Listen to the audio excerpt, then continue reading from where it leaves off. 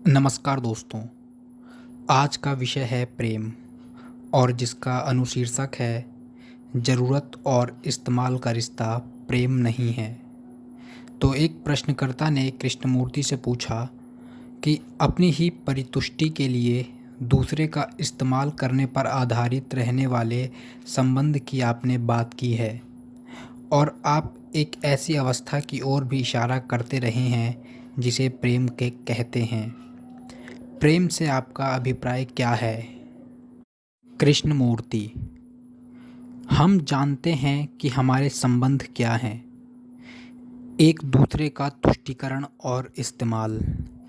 भले ही हम इसे प्रेम शब्द का जामा पहना दें, इस्तेमाल में जिसका इस्तेमाल किया जा रहा होता है उसके प्रति और उसकी हिफाजत के लिए सौम्यता बरती जाती है। हम अपनी सीमाओं, अपनी पुस्तकों, अपनी संपत्तियों की हिफाजत करते हैं। उसी प्रकार हम अपनी पत्नियों और अपने परिवारों और समाज की सुरक्षा करते हैं, क्योंकि उनके बिना हम अकेले रह जाएंगे, कहीं के नहीं रहेंगे। बच्चे के बिना माता पिता अकेला महसूस करते हैं। आप उम्मीद करते हैं कि जो आप नहीं बन सके वह आपका बच्चा बन जाएगा। इस प्रकार बच्चा आपकी अहम मान्यता का साधन बन जाता है।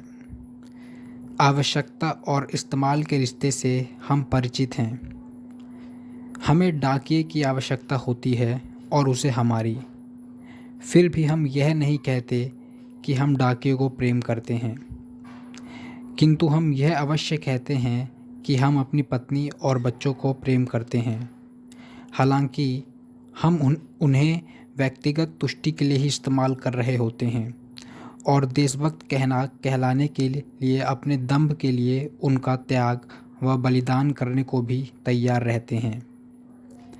इस चलन को हम भली भांति जानते हैं, किंतु जाहिर है कि यह प्रेम तो नहीं है। जो प्रेम इस्तेमाल करता हो, दोहन व शोषण करता हो और फिर अफसोस करता हो, वह प्रेम नहीं होता, क्योंकि प्रेम मन या मस्तिष्क का मामला है ही नहीं। तो आइए अध्ययन परीक्षण करें और पता लगाएं कि प्रेम क्या होता है। सचमुच पता लगाएं, केवल शब्दों से ही ना खेलें, बल्कि उस अवस्था का वास्तविक अनुभव करते हुए उसका अध्ययन करें।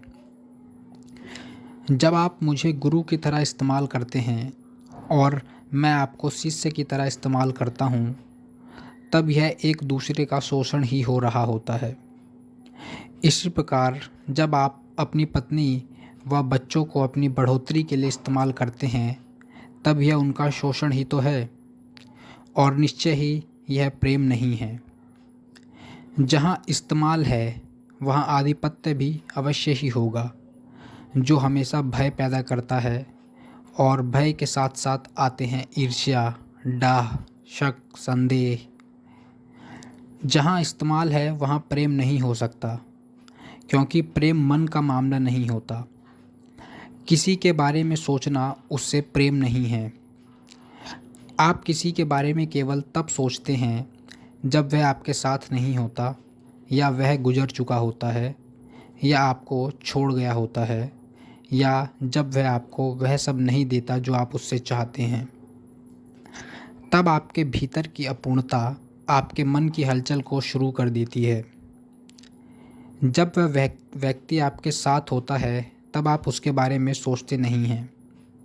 जब वह आपके निकटस्थ हो तब उसके बारे में सोचना तो परेशानी का सूचक है।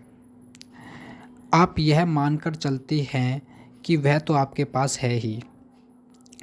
आदत दरअसल भूलने का और चैन से रहने का एक साधन है, ताकि आप परेशान ना हों। इस तरह इस्तेमाल की आदत निश्चित रूप से एक तरह से आपको किलेबंदी करती है, आपके खुले कपाट बंद कर देती है। यह तो प्रेम नहीं है। वह अवस्था क्या होती है जब इस्तेमाल ना किया जा रहा हो?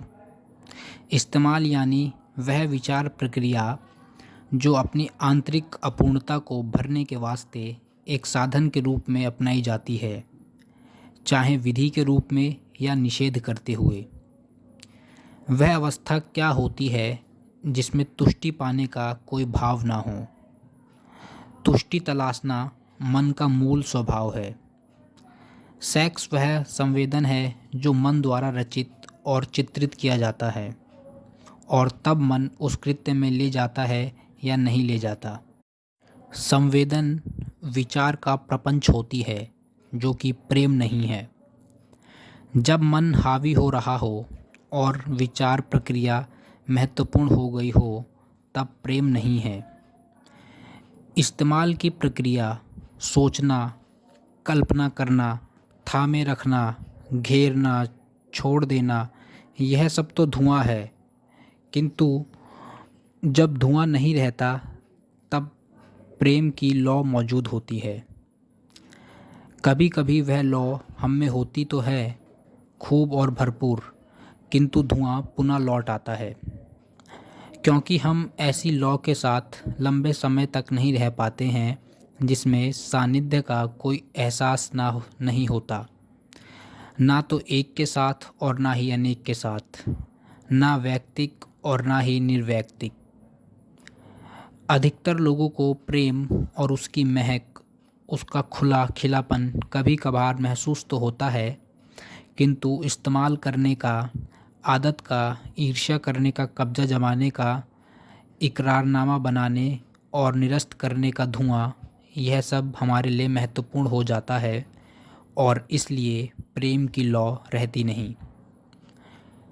जब धुआं होगा तब लौ नहीं होगी, किंतु जब हम इस्तेमाल के सच को समझ लेते हैं तब वह लौ मौजूद है। हम दूसरे को इस्तेमाल इसलिए करते हैं क्योंकि आंतरिक रूप से हम अभावग्रस्त हैं, आधे अधूरे हैं, बौने और क्षुद्र हैं, अकेले हैं, और हम समझते हैं कि दूसरों का इस्तेमाल करने के जरिए हम इस सब से पलायन कर सकते हैं। ईश्वर का भी तो हम ऐसे ही एक पलायन के साधन के रूप में इस्तेमाल करते हैं। ईश्वर से प्रेम करना सत्य से प्रेम करना नहीं है। आप सत्य से प्रेम नहीं कर सकते। इससे प्रेम करना तो एक जरिया भर है।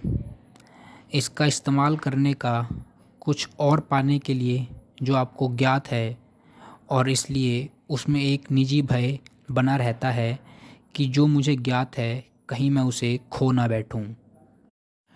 आप प्रेम को तब जान पाएंगे जब आपका मन एकदम निश्चल होगा, तुष्टि पाने व पलायनों की अपनी तलाश से मुक्त।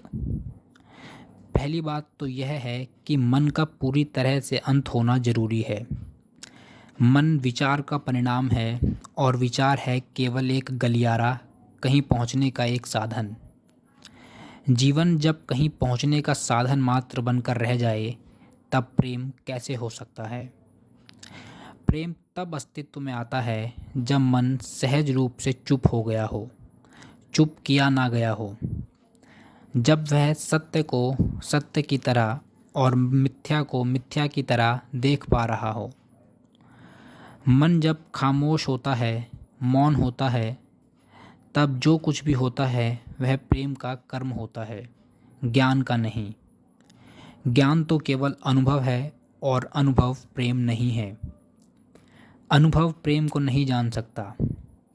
प्रेम का आविर्भाव तब होता है जब हम स्वयं के पूरे प्रपंच को समझ लेते हैं, और स्वयं को समझना, स्वयं को जानना ही प्रज्ञा का आरंभ है।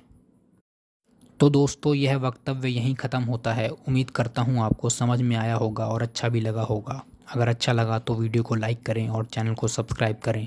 And finally, thank you for your valuable time.